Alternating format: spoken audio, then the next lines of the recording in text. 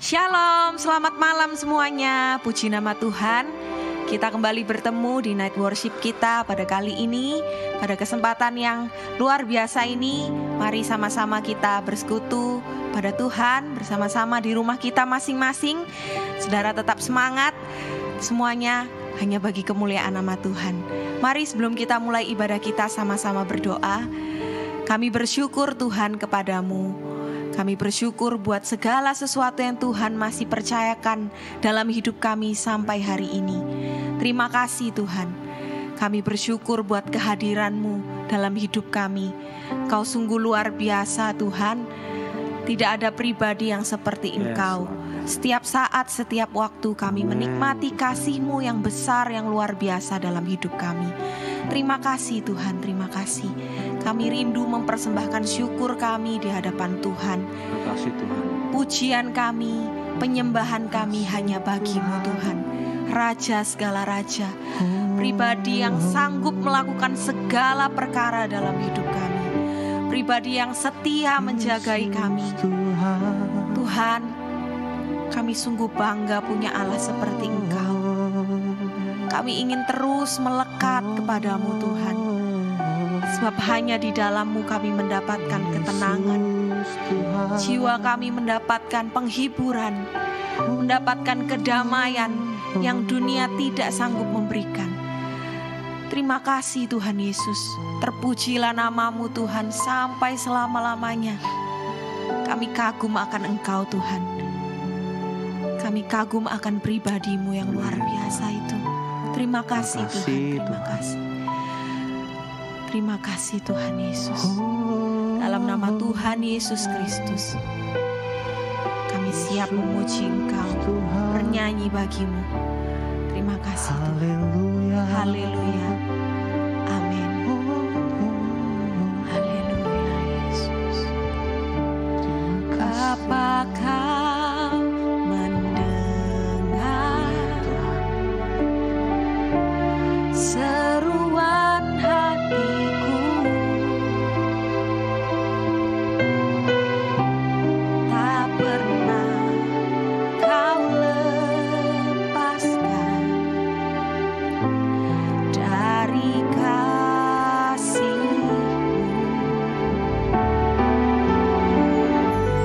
Lewat lembah gelap, Kau temani aku. Roh-Mu bekerja selalu untuk kebaikan, mengalir kuasa dari tempat maha tinggi.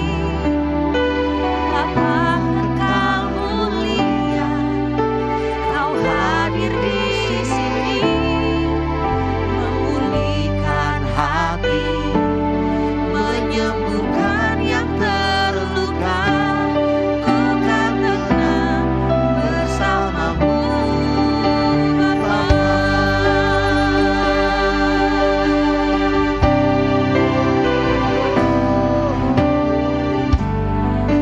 Apakah mendengar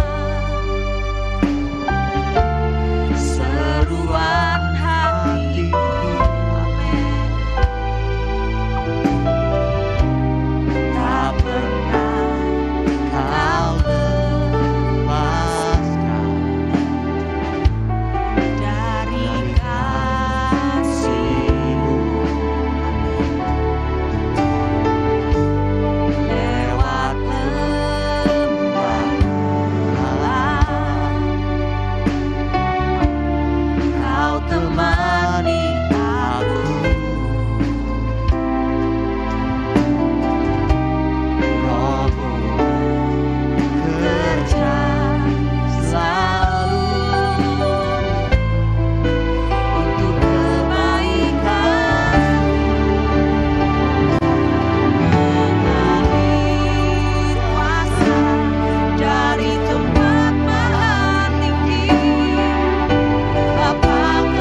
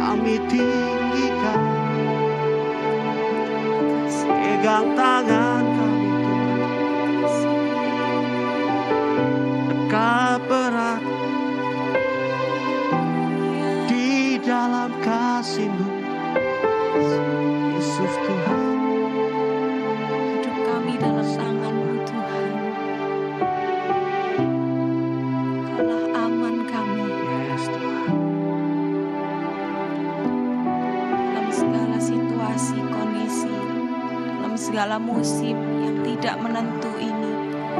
Tuhan, kami aman bersama-Mu Tuhan. Terima kasih Tuhan Yesus. Kami merasakan penjagaan Tuhan luar biasa, sempurna buat kami. Terima kasih Tuhan Yesus. Terima kasih karena Engkau begitu mengasihi kami. Terima kasih Tuhan. Kami mau dengar isi hati-Mu malam hari ini Tuhan. Firman-Mu itu juga menenangkan jiwa kami, menjadi penghiburan untuk hati kami, untuk jiwa kami, supaya kami sadar siapa yang memegang hidup kami, supaya kami sadar betapa Engkau besar dan berkuasa Tuhan. Terpujilah nama-Mu Tuhan. Dalam nama Tuhan Yesus Kristus, kami sudah berdoa dan mengucap syukur, dan kami siap mendengarkan isi hati Tuhan. Haleluya. Amin.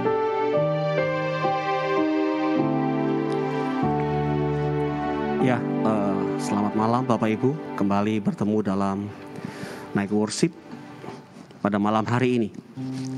Bersyukur pada Tuhan bahwa hari ini kita boleh ada sebagaimana kita ada.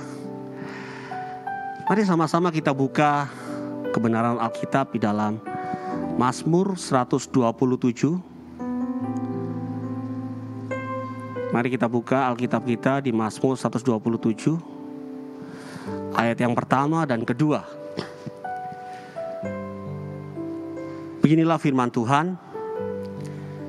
Nyanyian ziarah Salomo, jikalau bukan Tuhan yang membangun rumah, sia-sialah usaha orang yang membangunnya. Jikalau bukan Tuhan yang mengawal kota, sia-sialah pengawal berjaga-jaga. Ayat 2. Sia-sialah kamu bangun pagi-pagi dan duduk-duduk sampai jauh malam, dan makan roti yang diperoleh dengan susah payah. Sebab ia memberikannya kepada yang dicintainya pada waktu tidur. Amin. Di ayat yang pertama kita bisa melihat bagaimana Tuhan ingin mengajarkan kepada setiap kita bahwa ada sebuah kesia-siaan. Raja Daud menulis kisah tentang perjalanan hidupnya dengan begitu rupa. Dia melihat dari perjalanan hidupnya begitu banyak kesia-siaan yang dia boleh alami di dalam hidupnya. Bapak Ibu, kalau kita lihat di sini dikatakan bahwa sia-sialah kita membangun rumah, sia-sialah kita berjaga-jaga jika bukan Tuhan ada di dalam. Kata membangun rumah, betul-betul ini merupakan sebuah fisik rumah, tetapi bisa digambarkan sebuah makna yang begitu dalam. Kenapa digambarkan sebuah rumah? Saudara, kalau kita bangun rumah ya, kalau orang-orang yang mengerti konstruksi, di orang-orang sipil mereka akan membuat sebuah perencanaan yang luar biasa. Dan di sini dikatakan bahwa jika bukan Tuhan yang membangun rumah, ini berbicara bagaimana keterlibatan Tuhan di dalam proses pembangunan rumah tersebut. Di sini kita bisa melihat bagaimana keterlibatan Tuhan tidak hanya sebagai advisor, sebagai penasehat saja, sebagai teman bicara, dimintai pendapat, tetapi dia terlibat langsung. Kalau istilahnya dia sebagai seorang kontraktor begitu ya, ikut mendesain rumah dan membangunnya, terlibat di dalam semua yang dilakukan dalam proses pembangunan rumah, dan juga dalam proses penjagaan. Tuhan terlibat. Tidak hanya dia menjadi orang yang menjaga, tetapi dia terlibat menjaganya. Bapak Ibu, kalimat ini sangat benar-benar membawa kita kepada sebuah perenungan. Hari-hari ini di Mazmur 127 ini banyak yang menggambarkan memang kehidupan berkeluarga. Kalau kita baca di ayat 3 sampai 5 ke bawah itu, bagaimana menggambarkan sebuah keluarga. Keluarga Tuhan menjadi sebuah hal yang penting. Tuhan tidak hanya cuma memperhatikan sesuatu yang besar seperti bangsa gitu ya, negara, keluarga, bergereja dan atau komunitas yang lebih besar lagi, tetapi keluarga menjadi concern Allah di sini. Dan di sini kita lihat di ayat pertama bagaimana saat keterlibatan Tuhan di dalam kita berkeluarga, di tengah-tengah keluarga kita hari ini, itu akan melihat bagaimana rumah itu akan berdiri. Tanpa keterlibatan Tuhan di dalamnya, kita akan melihat kesia-siaan. Banyak orang Kristen mungkin menganggap saya sudah melibatkan Tuhan,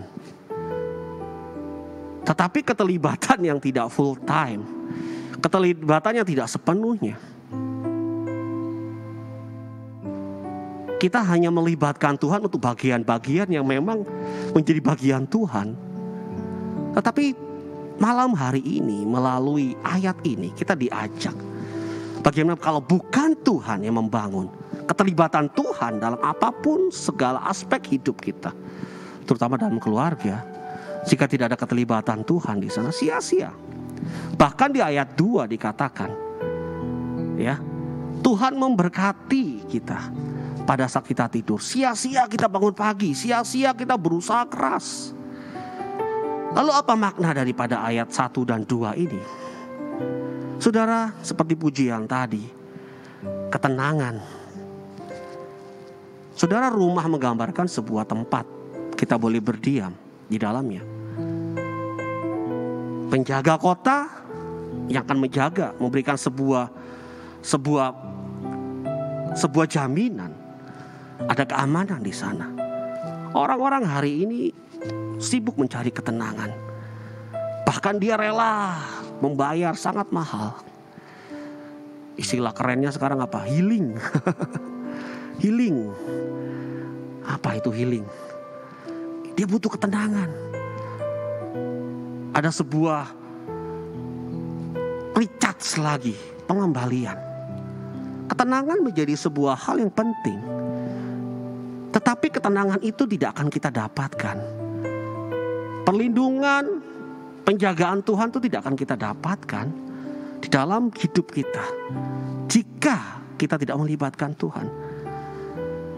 Tentunya dalam konteks ini Daud tidak sekonyong-konyong benar-benar lepas dari masalah. Kita lihat bahkan sampai akhir hidupnya pun Daud masih punya begitu banyak masalah dalam hidupnya. Tetapi tetap ada ketenangan. Tetap ada sebuah jaminan, dia merasa tenang, dia merasa ada hal yang baik yang Tuhan sudah kerjakan. Ada penjagaan Tuhan, tidak ada ketakutan. Bapak Ibu, kuncinya satu, seberapa kita melibatkan Tuhan dalam hidup kita. Konteks ayat ini sangat indah sekali. Sia-sia Tuhan memberkati kita pada saat tidur. Nah, tidur di sini maknanya figuratif ya. Jangan dipikir tidur beneran begitu ya. Tidur terus Tuhan berkati begitu. Nah, tidur bermakna juga yang sama. Tidur itu apa? Kondisi yang tenang, kondisi yang rileks, enak, nyaman begitu ya. Sama dengan rumah yang tadi di bagian atas ayat 1. Ketenangan, penjagaan Tuhan, itu akan kita rasakan. Dan itu bukan berarti kita lepas dari masalah, kita lepas dari segala pergumulan hidup. Tidak. Ada. Karena kekristenan itu progres, berproses terus. Sampai kapan? Sampai kita nanti kembali berhadapan muka dengan muka. Itulah proses di dunia ini selesai. Tetapi ada jaminan Tuhan di sana, bahwa ada ketenangan, ada perlindungan, penjagaan Tuhan yang sempurna. Kuncinya satu malam hari ini, kita taruh dalam hati kita masing-masing. kita libatkan Tuhan sepenuhnya di dalam hidup kita. Tidak kompromi lagi. Kita mau libatkan semua. Kalau melibatkan Tuhan, berarti ada keterlibatan Roh Kudus di dalam hidup kita. Keterlibatan Tuhan itu berarti ada keterlibatan Roh Allah, Roh Kudus yang tinggal, yang Tuhan berikan di dalam hidup kita. Ada buah-buah yang kelihatan, ada dampak yang bisa kita berikan di dalam kehidupan kita hari-hari ini. Dampak buah-buah yang bisa menyegarkan buat orang-orang di sekitar. Menjadi berkat, mempermuliakan Tuhan. Itu adalah sebuah buah dari keterlibatan Tuhan. Badai hidup boleh kita alami, tetapi ada ketenangan Tuhan. Sia-sialah kalau kita melakukan segala sesuatu tanpa keterlibatan Tuhan. Amin. Mari sama-sama kita tundukkan kepala. Tuhan, kami bersyukur malam hari ini. Kami mau belajar lagi bagaimana kami mau melihat hidup kami hari ini. Apakah kami sudah cukup melibatkan Tuhan di dalam setiap hidup kami? Terkadang kami hanya mengambil beberapa bagian yang memang kami tidak mampu dan kami berikan kepada Tuhan. Tetapi seolah-olah bagian-bagian yang ringan yang menurut kami bisa kami handle sendiri, kami tidak melibatkan Tuhan. Tuhan, malam hari ini seperti kata pemazmur, kesia-siaan belaka. Kami mau bekerja keras, kami mau berusaha semaksimal mungkin tanpa keterlibatan Tuhan. Tidak akan ada ketenangan. Kami tahu hari-hari ini banyak pergumulan. Segala sesuatu menjadi sulit, bahkan semakin tidak jelas. Tetapi biarlah ketenangan yang daripada Tuhan, perlindungan yang daripada Allah yang Maha Tinggi, itu benar-benar kami rasakan. Karena ada Tuhan di dalam hidup kami. Kami melibatkan Tuhan di dalam segenap hidup kami. Terima kasih Bapa, terima kasih. Biarlah kami boleh beristirahat dengan tenang, dengan penuh kedamaian. Sekalipun persoalan pergumulan itu tetap ada dan masih ada, tapi kami percaya bersama dengan Tuhan, ketenangan, penyertaan Tuhan yang akan memampukan kami melewati semuanya bersama dengan Tuhan. Di dalam nama Yesus kami alaskan doa kami. Amin. Selamat malam, selamat beristirahat, Tuhan memberkati.